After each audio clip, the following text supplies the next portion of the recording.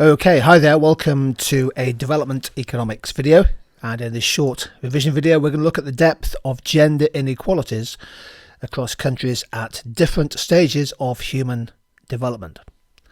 The 2019 HDI report says that gender disparities, inequalities, are among the most entrenched forms of inequality, and because these disadvantages affect half the world, gender inequality, according to the UNDP, is one of the greatest, deepest barriers to human development. All too often, women and girls are discriminated against in health, in education, at home, and in the labour market, with negative repercussions, negative consequences for their freedoms. The figure to keep in mind is that globally, only 48% of all women participated actively in the workforce in 2018, compared with 3/4 of men. Now, there's a lot of data here, but I want you to focus on something called the Gender Inequality Rank, which is column 3. And this Gender Inequality Index and ranking is a measure of women's empowerment in health, for example, maternal mortality ratio, education, and economic status. And it's published each year as part of the Human Development Index. The UK, highlighted here in red, is ranked 15th on the Human Development Index, but 27th on the Gender Inequality ranking. And note the relatively high adolescent birth rate and a relatively low labour market participation rate, contrasted, for example, with Norway and with a number of other countries. Let's contrast Vietnam and India. Well, they have a relatively similar HDI ranking, 118th and 129th respectively, but Vietnam has a lower level of gender inequality, in fact significantly. Their maternal mortality ratio is less than 1/3 of India, although the adolescent birth rate is more than twice as high. But significantly, 2/3 of females in Vietnam have at least some secondary education, in contrast to India, which is below 40%. And the female labour market participation rate, another aspect of this index, is much higher. India has one of the lowest female participation ratios in the world, with less than 1 woman in 4 active in the formal labour market.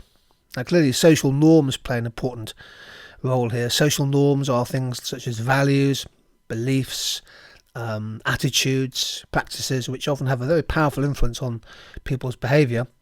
And women often face quite strong conventional societal social expectations to be the caregivers and the homemakers rather than going out to work.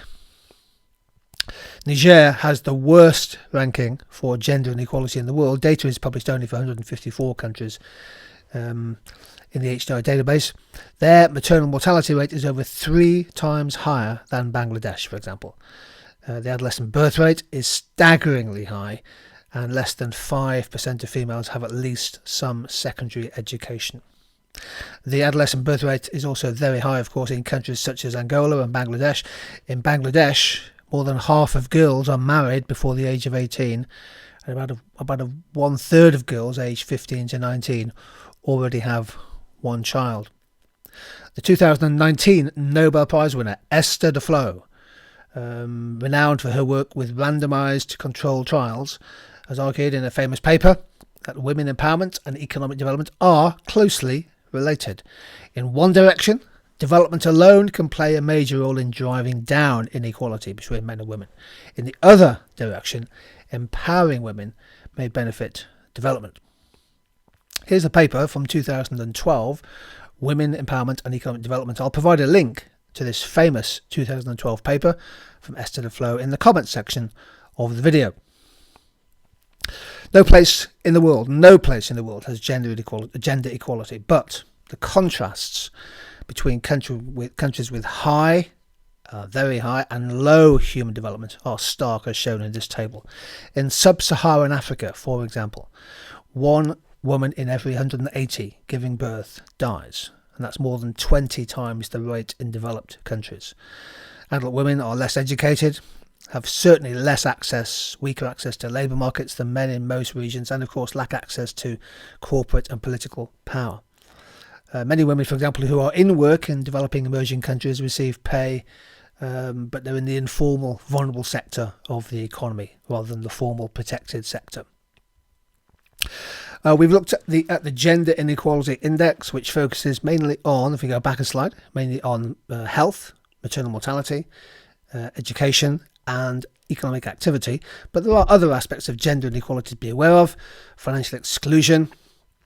Women certainly in emerging developing countries are far less likely to have a bank account, access to banking services, underrepresentation in corporate and political leadership, and of course something that's hit the news recently in recent years, the incidence of violence against women. They're all aspects of gender inequality that should not be ignored. The 2019 HDI report claims that the progress made towards gender equity, if you like, is slowing. Here's a chart to illustrate this. They argue that deeply embedded biased beliefs and practices built around those social norms, they tend to sustain persistent gender inequalities. There are glass ceilings in many jobs and in many areas of social and political life. And there's actually obviously increased resistance to the movement towards gender equality in some countries and some communities. They argued that the world is not on track to achieve gender equality by 2030, one of the Sustainable Development Goals. In fact, based on current trends, it would take 202 years to close the gender gap in economic opportunity. There are some positive signs.